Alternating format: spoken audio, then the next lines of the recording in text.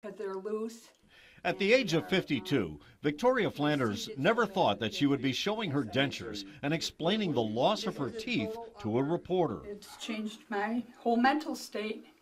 I never thought I would have dentures, let alone at this age.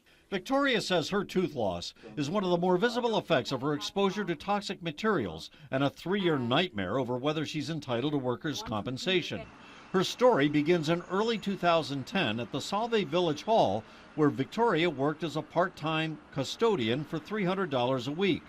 At the time, this historic building was undergoing some renovation work on walls and woodwork that date back 100 years. It's Victoria Flanders' contention that as a maintenance worker, she had to clean up after workers sanded off the old varnish from these walls back in 2010. She feels that the varnish itself was toxic, and that's how she became ill. Victoria says the renovation work was done during the day in enclosed areas by village workers and students from BOCES who wore breathing masks. And she says it became her job at night to vacuum up the large amount of dust they left behind. Were you ever warned that the materials could be toxic or could have an impact on your health? No, I was not. They never tested it. They never warned me, none of that. Victoria says for 3 weeks in 2010, she breathed in dust from the renovation work. Shortly thereafter, she says she came down with a chronic cough that only got worse, to the point where she says her doctor told her she could no longer work at the village hall. All these different types of respiratory medications to keep my breathing under control because it felt like an elephant was sitting on my chest. Right. Over here is my daily medications. This is what you take today?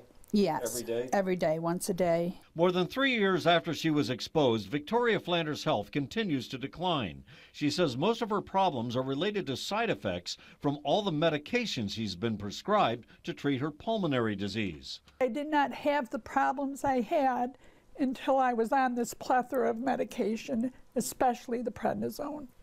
Flanders says she was prescribed large doses of prednisone, a common steroid used to treat inflammatory diseases. But in her case, Victoria says the side effects led to the loss of her teeth, diminished bone density, the loss of 3 inches in her height, a left hip replacement, sinus surgery, and a feeling of fatigue.